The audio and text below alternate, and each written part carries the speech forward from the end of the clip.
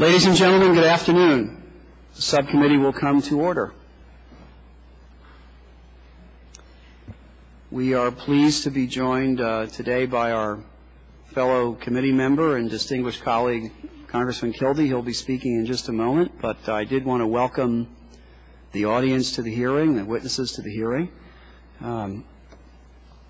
It is a cherished and assumed right of Americans that they have the right to join or not join a union, that they have the right to engage in collective bargaining should they choose to join a union, that an employer has obligations to respect the integrity of the collective bargaining process, as does the union, that when the parties reach an agreement, they have a reciprocal and equal obligation to honor that agreement, that should they choose in the agreement to establish a procedure to hear grievances about the workplace, that grievance procedure be uniformly and fairly applied, that there be terms and conditions that establish issues about which collective bargaining will be held and issues that are outside the purview of collective bargaining. Whether you drive a truck or work in a retail store, teach school, build houses, Americans assume that they have these rights and can participate or not participate as they see fit. In my view, there is a glaring exception to this assumed right that is ironic, since the glaring exception affects people who do so much for the rest of us.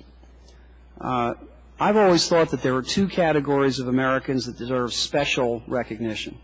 One are those who serve in the armed forces. In this era, who voluntarily serve in the armed forces, as each person in uniform does.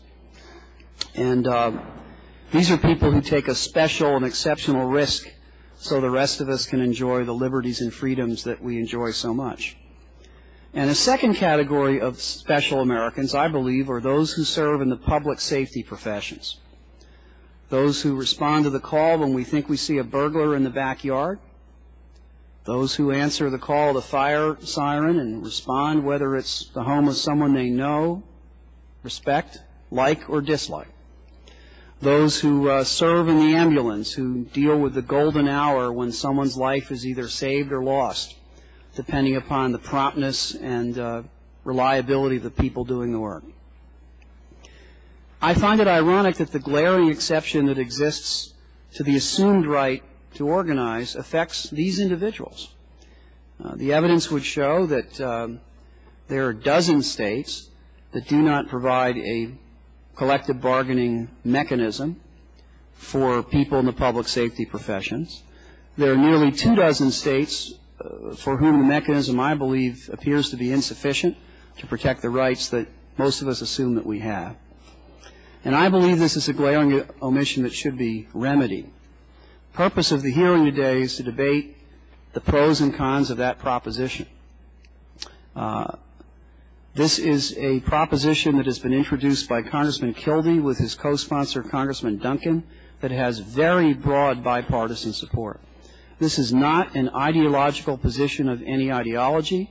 It is not a partisan position of either party.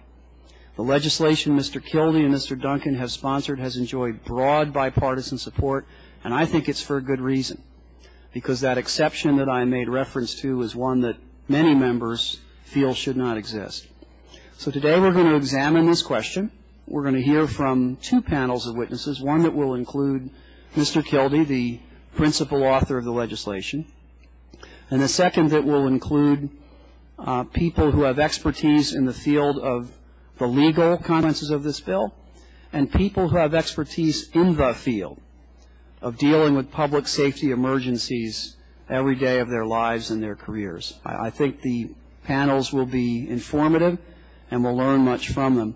I did, before I recognize Mr. Klein, wanted to point out that Mr. Duncan, the other original co-sponsor of this bill, is not present today because of medical reasons, and we wish him a speedy recovery and return to Washington. He's a very respected colleague on both sides of the aisle, and we thank him for his work on this issue and hope he rejoins us quickly.